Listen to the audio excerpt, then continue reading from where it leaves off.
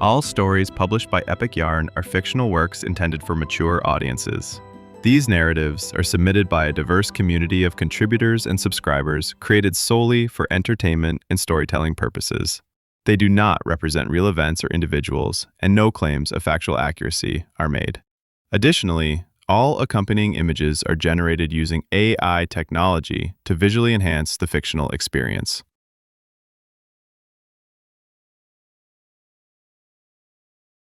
Chapter 1. Whiteout. The snow came down so hard it blurred the edges of the world. Headlights cut through it, thin and shaky beams. But Charles Harwood wasn't the kind of man to pull over just because of a little weather. 40 years old, 20 of those spent on the road, he knew how to handle a rig in the worst conditions. At least, until he saw the shape on the shoulder. At first, Charles thought it was trash, some blown-out tarp or bundle of clothes caught against a signpost. Then it moved. He slowed, easing the 18-wheeler's brakes so she wouldn't skid. His eyes narrowed, looking through the storm, wipers creaking against the windshield. A person. Charles swore under his breath, Christ. He pulled over, threw on his hazards, grabbed his trucker cap off the dash. Stepping down from the cab, the cold slapped him full in the face, sharp and unforgiving. His boots crunched through the snow. The figure was tall, wrapped in a threadbare hoodie under a ripped army jacket, jeans soaked halfway up the legs. Black hair matted with ice, skin pale as hell.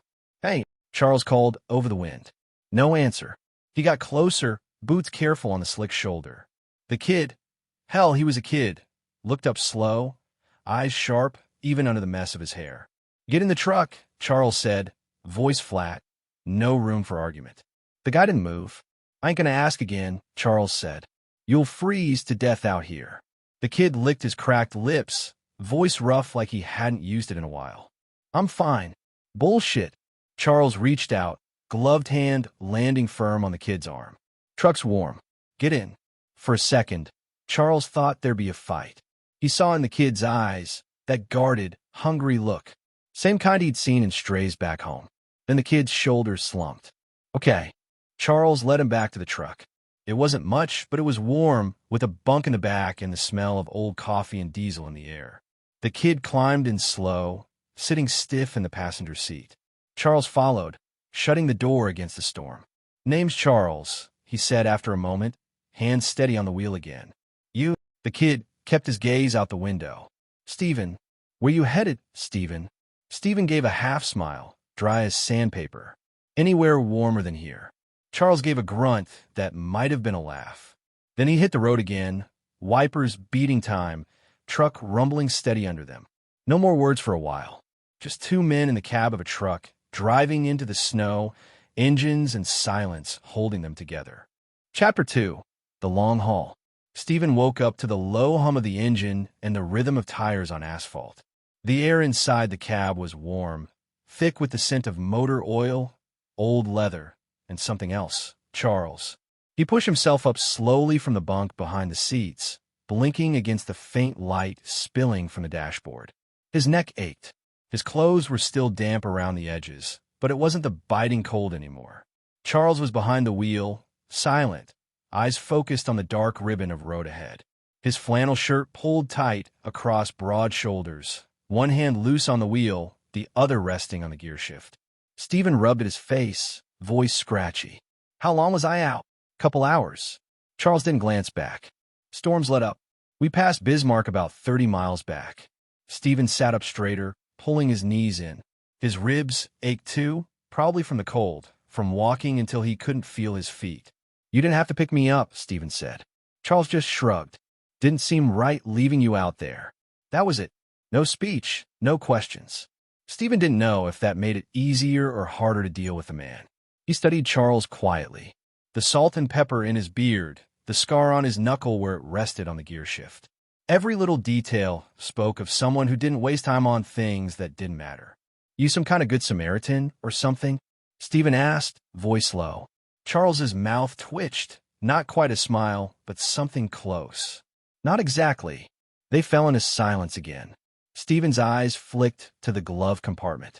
Half open, he could just make out the edge of an old photograph. A girl, maybe 16, smiling, wind in her hair. Family.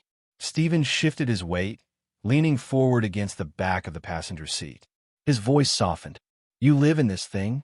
Feels like it sometimes, Charles answered. Been driving long haul 20 years. One place is the same as the next. Steven's fingers drummed against the edge of the bunk. You mind if I? Charles finally glanced over. What? Take my boots off? Feet are frozen. Charles gave a short nod. Steven leaned back, tugging off the battered boots, revealing threadbare socks with holes in both heels. His long legs stretched out along the bunk, lean muscles under worn jeans. He caught Charles's eyes flicking back once, quick, like he wasn't supposed to be looking. They made something tight and restless coil low in Steven's stomach. I wasn't always like this, Steven said, voice a little rough. Charles didn't answer right away. I believe you. Steven looked at him for a long second. The words had weight, not pity, not judgment. Just solid, steady truth. You hungry? Charles asked finally. Steven shrugged. I could eat. Charles pulled the rig off at the next exit, rolling into the glow of a truck stop. Lights washed over them, neon cold against the snow still piled at the edges of the lot. As they parked, Charles killed the engine. Come on, Charles said, opening the door. Let's get you something hot. Steven followed him out, boots crunching against icy pavement. And there was again that tight pull in his gut. The cold air, the smell of diesel, and the solid figure of Charles walking just ahead of him. Big hands broad back. Steven shoved his hands in his pockets, head down against the wind. He wasn't sure yet if he was more grateful for the warmth or the distraction. Chapter 3. Shelter from a Storm. The truck stop wasn't much, flickering neon, windows fogged from inside, heat battling the cold. Steven followed Charles through the glass doors into a blast of fried food, coffee, and tired faces. They found a booth by the window. The plastic seats stuck to the back of Steven's thighs through the holes in his jeans. Charles flagged down a waitress with nothing more than a nod. You eat what you want, Charles said, sliding a laminated menu towards Steven. Don't worry about it. Steven studied him across the table, leaning back. That easy confidence. Like Charles wasn't waiting for him to say thank you. Like picking up some half-frozen homeless kid was just another part of his night. Steven's stomach made the call before his brain caught up. Pancakes, eggs, bacon. He ordered all of it. Charles just sipped his coffee. After a few quiet minutes, Steven finally spoke. You don't ask a lot of questions, huh? Charles shrugged, eyes steady. Don't need to know everything to help somebody. Steven snorted, dry and humorless. Most people don't see it that way. Charles didn't argue. When the food came, Steven ate like he hadn't seen a hot meal in weeks, because he hadn't. Charles didn't say a word about it. Just refilled his coffee, watched the snow through the window.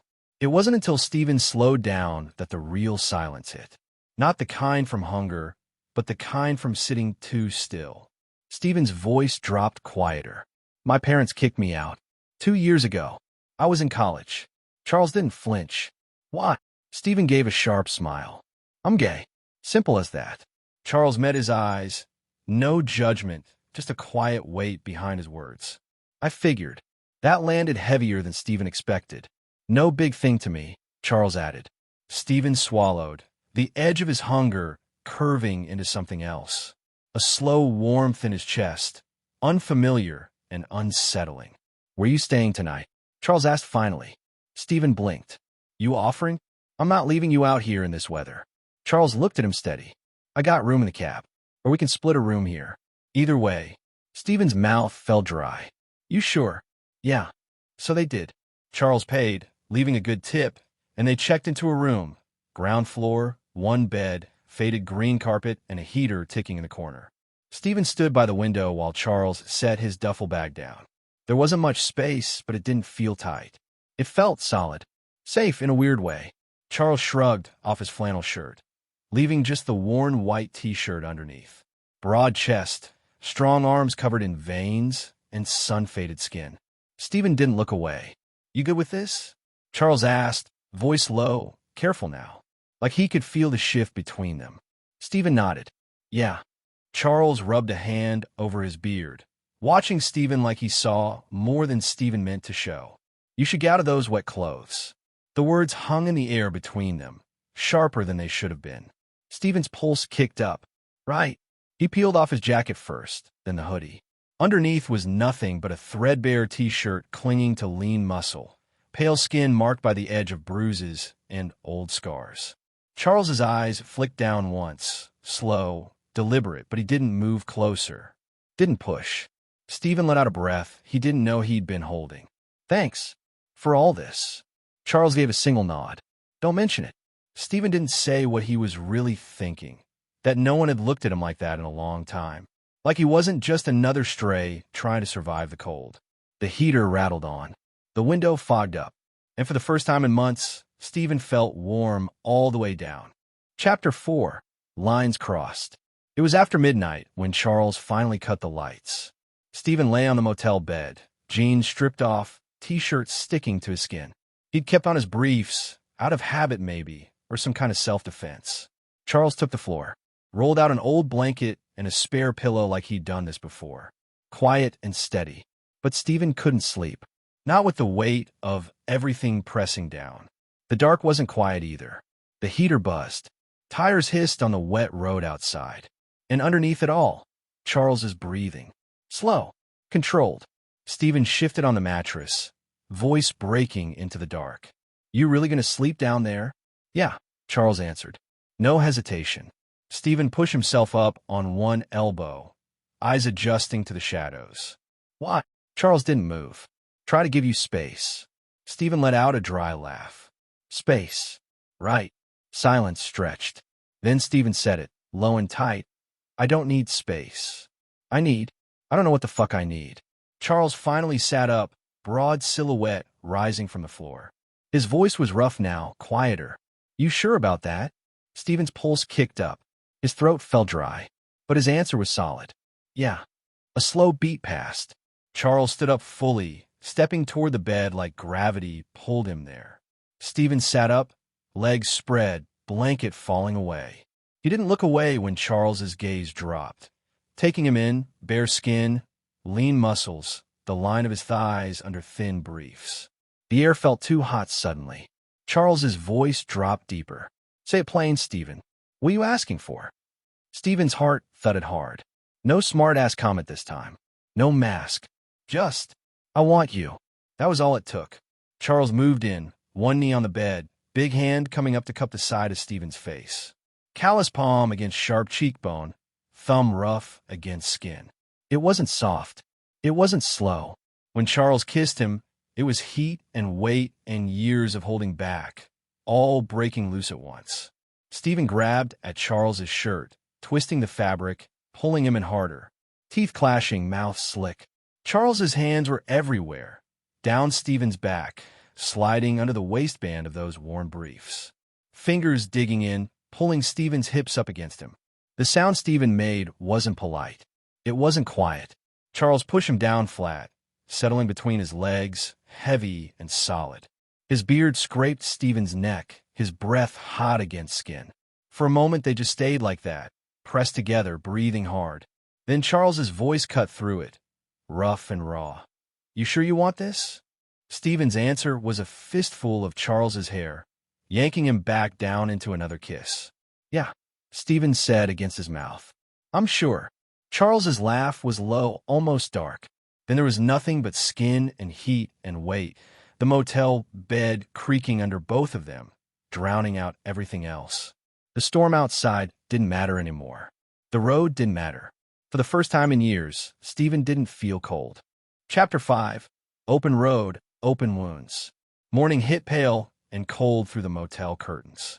Steven woke first. Charles was still asleep, one arm slung over Steven's waist like it belonged there. His chest rose and fell slow and steady against Steven's back. Warm, heavy. Steven stayed still, watching the ceiling, letting the weight of it all settle in. He wasn't the kind of guy who did this. Let himself need somebody. Want somebody. Not for more than a night. Not in a way that had weight to it. But here he was, lying in a stranger's arms like it was the only thing keeping him from floating off the face of the earth. Eventually Charles stirred, voice low and rough with sleep. You awake? Yeah. Steven's throat felt tight. Charles shifted up on one elbow, looking down at him. That same quiet weight in his eyes. No regret. No awkwardness. "You all right?" Charles asked. Steven let out a breath. "Yeah, just not used to this." Charles gave a small grunt. "Didn't seem that way last night." Steven huffed a laugh. "That was different." He sat up, sheets falling around his waist. His skin was marked up now, faint red lines from Charles's hands, from scruff against his neck. It didn't look bad on him. Charles sat up too, bare chest solid in the pale light. Steven glanced at the photo, still peeking from Charles's wallet on the nightstand. "That girl, your sister?" Steven asked. Charles followed his gaze, jaw tightening slightly. "Yeah, haven't seen her in years." Steven waited, but Charles didn't say more than that. "You too close." "We were." Charles reached for his shirt. "Things change." Steven watched him pull the flannel back on, muscles flexing. For a second, he thought about asking more, about the past, about the photo, but stopped himself. He had enough of his own shit to carry. Instead, he grabbed his jeans from the floor, tugged them on slow. The silence between them wasn't heavy, just there. When they got back on the road an hour later, Steven rode shotgun again. The heater rattled. Charles's hand rested easy on the wheel. Steven pulled his sketchbook from his backpack, battered, half full of drawings, poems, notes he never showed anybody. Charles glanced over. "You draw?" "Sometimes." Steven shrugged, flipping to a page. A rough pencil sketch of the truck cab interior, caught from memory. "That's good," Charles said. "Just like that. Simple, no big thing." Steven didn't know why that landed harder than it should have. He closed the book. "I wanted to go to art school." Back before, he didn't finish the sentence. Didn't need to. Charles didn't push. Silence settled in again, steady as the hum of the tires. A couple hours down the road, they stopped at a rest area. Charles grabbed a coffee. Steven lit a cigarette outside, leaning against the truck. Charles came up behind him, voice low. "You don't have to do this alone, you know." Steven looked at him, cigarette burning low between his fingers. "Do what?" "Life." Charles's eyes were steady. "Sleeping in alleys. Hustling for scraps. You're better than that." Steven's jaw clenched tight. "You don't know me. I know enough." Charles stepped in closer, boots crunching against salt-stained concrete. His hand came up, rough knuckles brushing Steven's jaw. Steven sucked in a breath, sharp and quick. The cigarette burned down to the filter between his fingers. He dropped it, stepped into Charles like it wasn't even a question anymore. And there, under the gray sky and the steady hum of engines, Steven kissed him again. Hard, fast, like he needed it to stay standing. Charles kissed him back. Slow this time. Not about heat. About weight. Steven pulled back after a second, voice rough. "I don't know what I'm doing with you." Charles just said, calm as ever, "That makes two of us." And somehow, that felt okay. Chapter 6, Breakdown. The truck gave out somewhere past the Idaho border. It started as a rattle, nothing serious. Then a grinding noise that made Charles's jaw clench. By the time he pulled onto the shoulder, smoke was already bleeding from under the hood. Steven sat up straighter in the passenger seat, sketchbook forgotten on his lap. "That bad?" Charles killed the engine. "Yeah." His voice was tight. "Real bad." They both stepped out. Cold air hit them hard, thinner up here dry. Charles popped the hood, cursing under his breath. Steven leaned against the cab, arms crossed, watching quietly. "You need me to?" Charles shook his head. "Nothing to be done out here." "Call somebody?" "No signal. Not for miles." Charles's hands flexed against the edge of the hood, big fingers tight enough Steven thought he might punch something. Steven watched him, watched that steady man crack around the edges for the first time. It shouldn't have done what it did to him, but it did. That heat pulling low, not just from watching Charles work, but watching him struggle. Seeing the man as human instead of just solid steel. "You okay?" Steven asked, voice quieter now. Charles let the hood slam shut. His shoulders bunched. "I don't like getting stuck." Steven gave a half-smile dry. "No shit." Charles shot him a look, but there wasn't heat behind it. Just tired weight. Back in the cab, the heater was off. It got cold fast. Steven pulled his hoodie tighter around himself. "Now what?" Charles leaned against the driver's door, hands on his hips. "We wait." Morning, Maybe someone passes. Steven stared at him for a long second. You ever let yourself off the hook? Charles frowned. What's that supposed to mean? Steven shrugged. You carry the whole damn world like it's your job. Might be okay to admit you're pissed off. Or scared. Charles didn't answer. His face was closed off now, eyes sharp under the brim of his cap. Silence stretched. Too quiet, too cold. Steven stood up in the space between the seats, tension in every line of his body. Fuck this. Steven. Before Charles could get another word out, Steven was on him. Hands in his shirt, mouth hard against Charles's. It wasn't soft.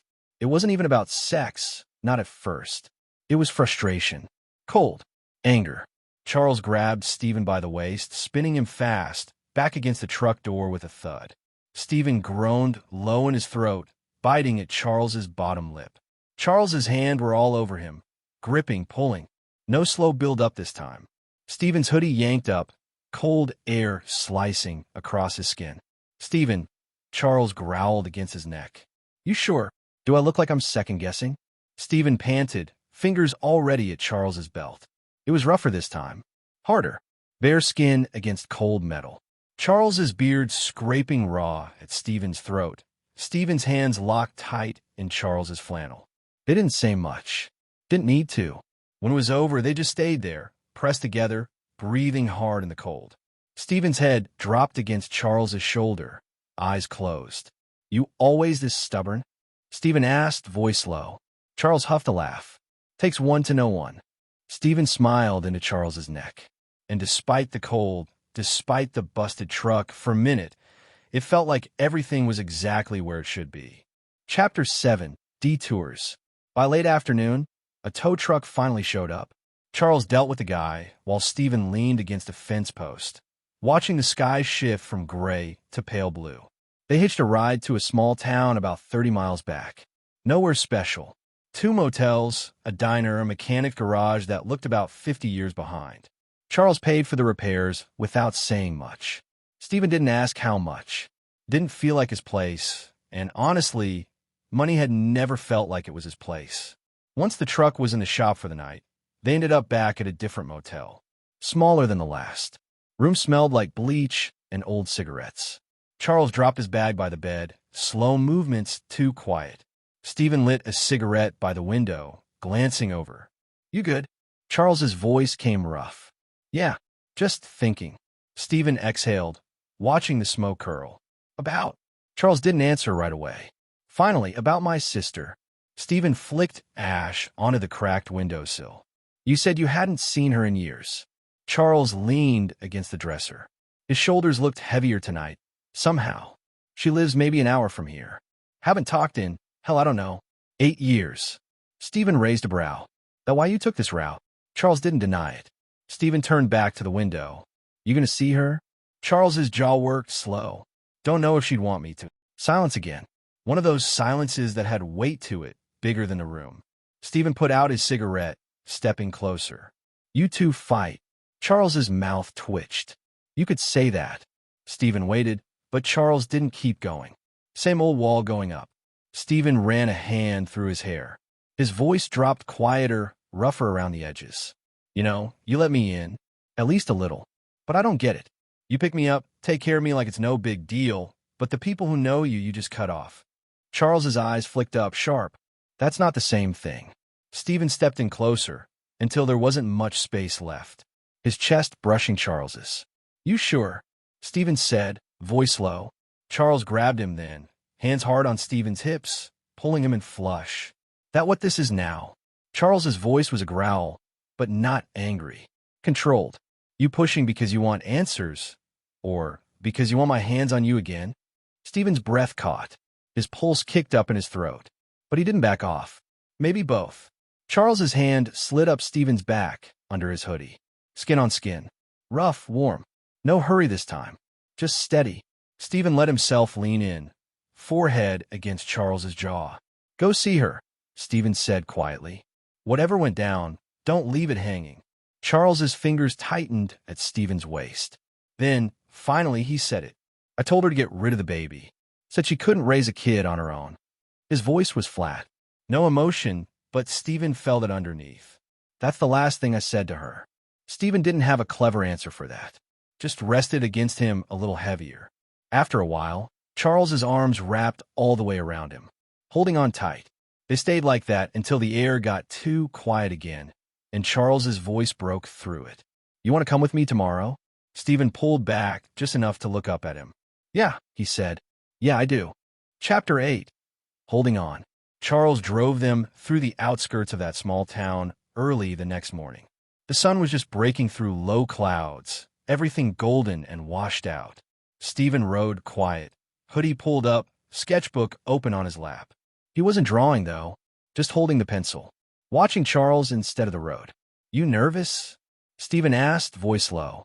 Charles didn't look away from the windshield. "A little." Steven almost smiled.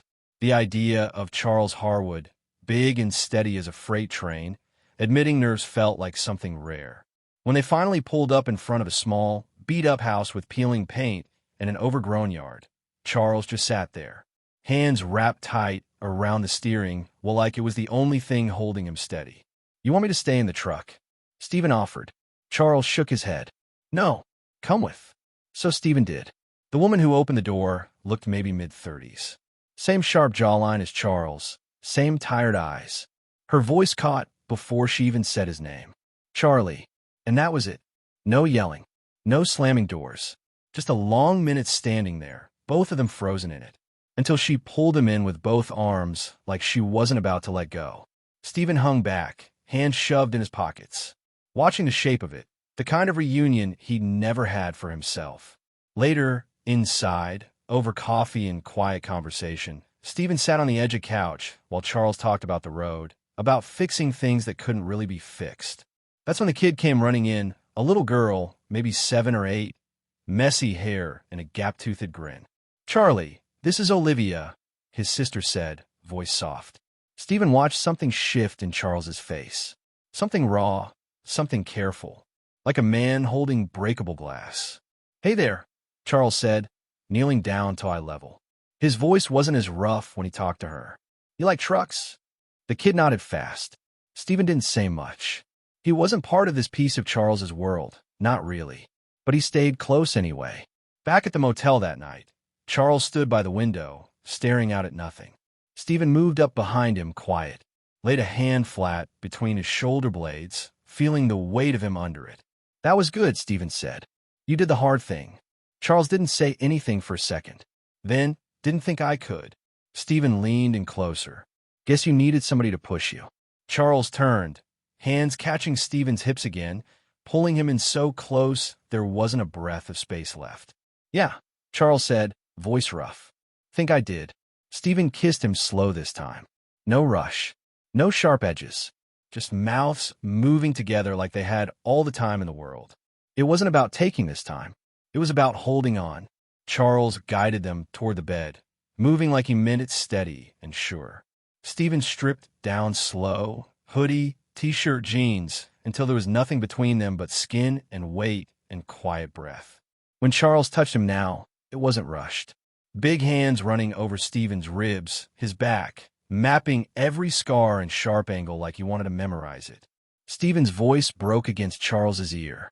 "Don't let me go." Charles's answer was his hands gripping tighter, his mouth hot against Steven's neck. "I won't." When they came together this time, it wasn't rough. It wasn't desperate. It was about belonging. After, Steven lay sprawled across Charles's chest, skin warm, heartbeat steady in his ear. And for once, Steven let himself believe it, that maybe he wasn't just a stray anymore. Chapter 9. Rest Stop. The road felt different after they left Charles's sister's place. Lighter somehow.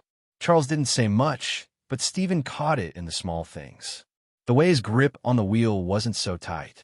The way he let the radio play a little louder, old country ballads rolling soft under the hum of the tires. They crossed into Oregon by late afternoon. Charles pulled off into a stretch of trees near a lake, a rest area that barely counted as one. No big gas stations or stores. Just quiet. Trees. Water. He parked the truck, killed the engine. Steven stepped down first, boots crunching against dirt and gravel. Cool wind off the lake cut under his t-shirt, but he didn't mind. Charles walked up beside him, arms crossed. "Figure we could use a real break." Steven smiled. Small, easy. Yeah, looks good. They sat by the edge of the lake, backs against the truck tires. Charles cracked open 2 beers from the cooler he kept behind the seat. Didn't think you were the lake type, Steven said, flicking his lighter once, twice before lighting a cigarette. Charles shrugged. Grew up around spots like this. Quiet helps. Steven watched him drink. Watched the way Charles's eyes tracked the water like it meant something more than just waves and sky. Ever think about stopping? Steven asked, giving up the road. Charles leaned back, legs stretched out. Sometimes, but it gets in your blood. Hard to sit still after this long. Steven took a slow drag off his cigarette, thinking that over. I don't want to be on the street again, Steven said quietly. No build-up. Just the truth laid out flat. Charles didn't answer right away. But after a minute, he said, You won't be. Steven flicked ash onto the dirt. How do you know? Because I'm saying it. Charles's voice was steady. You can ride with me, or you can pick a spot. Settle down. Either way, I got you. The words hit harder than Steven expected. He looked over, really looked, and for once didn't bother pretending it didn't mean something. Later, after the sun dipped below the trees, they climbed into the sleeper cab again. It wasn't like before. No rough hands or hard breaths. Charles stripped down slow, flannel off, t-shirt gone, broad chest marked up now from nights before. Steven pulled his own clothes off too, folding them this time instead of just dropping them on the floor. They lay down together, skin against skin, under a heavy blanket. Charles's arms wrapped around Steven's waist, pulling him in tight. Steven felt the warmth of it, the weight. He turned his head against Charles's shoulder, voice rough in the quiet dark. I want to finish school, Steven said. Art. Writing. Charles's hand slid up his back, slow and sure. Then you will. Steven didn't say anything after that. Just let himself believe it for once. No storm outside. No engine running. Just 2 men and the open road waiting for them. And for the first time in a long time, Steven didn't feel like he had to keep moving to survive. Chapter 10. Destination Found. 2 weeks later, they rolled into Portland. The city lights hit different after miles of quiet roads and truck stops. It wasn't loud exactly, but it felt alive. People on sidewalks, neon signs buzzing, the steady pulse of something always moving. Charles parked on a side street, near a building Steven recognized from the art school brochures he used to collect. They sat in the cab a minute, neither one moving. You really sure about this? Charles asked, voice steady like always, but there was something underneath it. Like he wasn't quite as sure of his own feet as he looked. Steven nodded, hoodie sleeves pushed up to his elbows, sketchbook resting in his lap. His thumb traced the edge of it. Yeah, Steven said. I'm sure. He turned, looked straight at Charles, broad shoulders, quiet eyes, calloused hands resting loose on the steering wheel. I don't want to live in your truck forever, Steven said. Honest. No sharp edges on it. But I don't want to be somewhere you're not. Charles let out a slow breath, like that meant more than he could say. I'll still be out on the road, Charles said. That doesn't change. Steven shrugged. That's fine. I'm not asking you to park it. I just want to know where you're coming back to. Charles's jaw worked once. Then he nodded. Simple as that. They climbed down from the truck together. Steven had his backpack slung over one shoulder, sketchbook tucked under his arm. Charles pulled out his wallet, slipped Steven a folded stack of bills. Steven frowned. Come on, I can figure my own shit out. Charles just gave him that look, quiet, firm. I know you can. Take it anyway. Steven took it without arguing. Just shoved it in his pocket. Then Charles stepped in, handcuffing Steven's jaw, thumb brushing along his cheekbone. Rough skin against rough skin. You call me when you're settled, Charles said. You hear me? Steven leaned into the touch, eyes closing for half a second. Yeah, he said. I will. Then Charles kissed him. Not fast. Not hard. Just steady. Like a man who wasn't afraid of being seen now. When they broke apart, neither of them said goodbye. It didn't feel like goodbye. Steven watched as Charles climbed back into the truck, engine rumbling to life. Then he turned toward the building, backpack slung higher on his shoulder, sketchbook tight in his grip. One step, then another. A new road, but the same feeling in his chest, solid, steady, warm. For the first time in a long time, Steven wasn't running. He'd found where he belonged. Epilogue, a year later. The sky over Portland that morning was wide open, clear for once. No rain, no gray clouds. Steven stood outside the art school building in a black cap and gown, hands shoved in his pockets. It didn't feel real yet. A year. He hadn't thought he'd make it this far. Back then, sitting half-frozen in the cab of Charles's truck, this had felt like some other man's life. Now he had sketchbooks full, projects finished, professors who actually knew his name. But there was still one thing missing. He pulled out his phone and dialed the same number he'd memorized by now. It rang twice. Then Charles's voice, low and rough. Steven. Steven felt that weight in his chest ease up the second he heard it. Hey, Steven said, voice quieter than usual. Listen, I know you're probably out somewhere middle of nowhere, but where? Charles asked before he could finish. Steven huffed a laugh under his breath. Graduation. Today. 2 o'clock. I want you here. Silence on the other end. Not long, just enough to feel it. Then Charles. You really think I'd miss that? Steven closed his eyes for a second. Let the grin pull slow and real across his face. You know where the school is, Steven said. You still got the address? Still taped to the dash. Good. See you soon. That was all. No long speech. Just two men, same as always, saying the things they didn't always have the words for. Steven hung up. He slid the phone back in his pocket, thumb dragging along the edge of his graduation cap. 2 hours later, standing in line, waiting to step across that stage, Steven spotted him.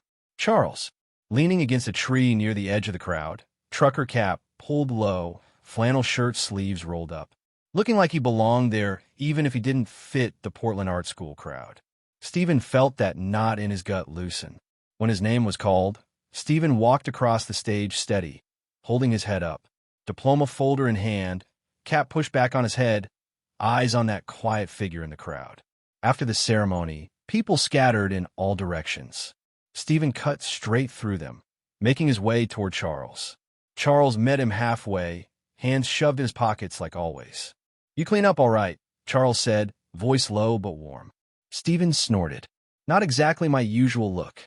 Charles glanced down at the diploma folder in Steven's hand. Proud of you. Steven swallowed against the tight feeling in his throat. Then he stepped in and pulled Charles in by the front of his flannel. A solid hug. No space between them. No half measures. Charles hugged him back just as tight. I made it, Charles, Steven said, voice rough with emotion. Graduated. And I want more than a diploma. I want a life with you. I love you. Charles's voice dropped quieter, rough with feeling. I love you too, Steven. Let's head home. Let's make it ours.